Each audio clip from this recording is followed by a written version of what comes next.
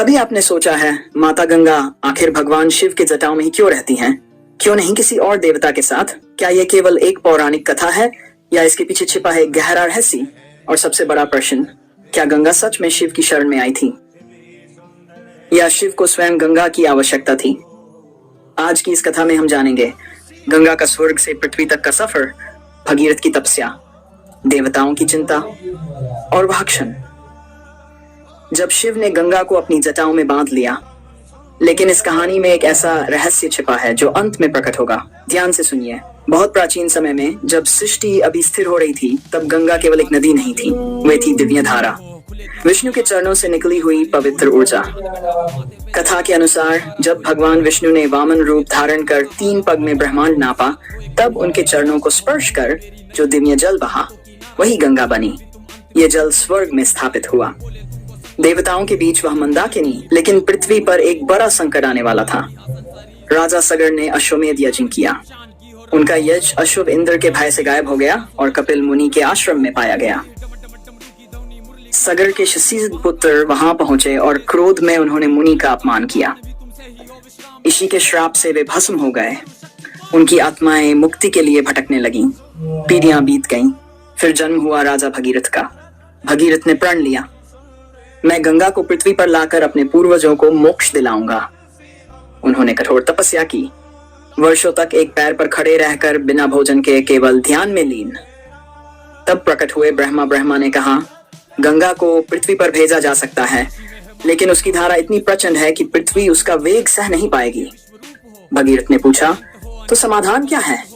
उत्तर था, केवल एक ही शक्ति है जो गंगा को धारण कर सकती है। शिव यहाँ से कहानी गहरी हो जाती है।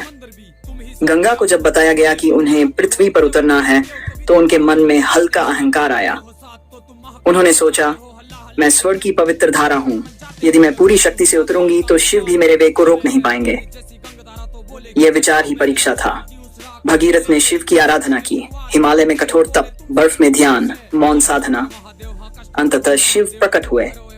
शिव ने शांत स्वर में कहा, मैं गंगा को धारण करूंगा। क्षण आया, गंगा आकाश से गर्जना करती हुई उतरी। वेग इतना प्रचंड की दिशाएं कांप उठी। लेकिन जैसे ही वे शिव के सिर पर पहुंची, कुछ अद्भुत हुआ। वे शिव की जटाओं में उलझ गईं। उनकी पूरी धारा जटाओं में कैद हो गई।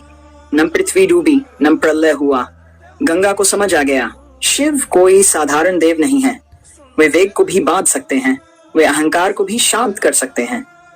काफी समय बाद शिव ने धीरे से अपनी जटाओं से एक पतली धारा पृथ्वी की ओर छोड़ी। वही धारा भगीरथ के पीछे पीछे चली। रास्ते में गंगा ने जहनु ऋषि के आश्रम को बहा दिया। ऋषि ने क्रोधित होकर गंगा को पी लिया। भगीरथ की विनती पर उन्होंने गंगा को पुनः अपने कान से प्रवाहित किया। इसलिए गंगा जाह्नवी भी कहलाती है। अंततः गंगा उस स्थान पर पहुंची जहां सगर के पुत्रों की राख थी। उनके स्पर्श से आत्माओं को मोक्ष मिला। अब 1 मिनट रुकिए, सोचिए, अगर गंगा इतनी शक्तिशाली थी तो उन्हें शिव की आवश्यकता क्यों पड़ी? अगर शिव इतने महान थे तो उन्होंने गंगा को बांधा क्यों नहीं रखा? क्या ये केवल नदी की कहानी है या ये मन और चेतना का प्रतीक है? यही है आज का सबसे बड़ा रहस्य। गंगा है प्रवाह, विचारों का, भावनाओं का, कर्मों का।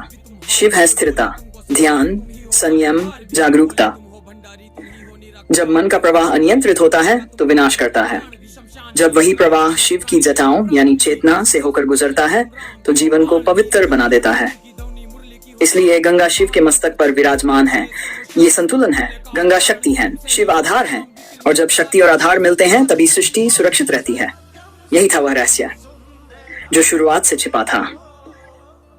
अगर ये कथा आपको भीतर तक छू गई हो तो कमेंट में लिखें हर हर महादेव। और ऐसी ही गहराई वाली दिव्य कथाओं के लिए परम सत्या को सब्सक्राइब करना मत भूलना।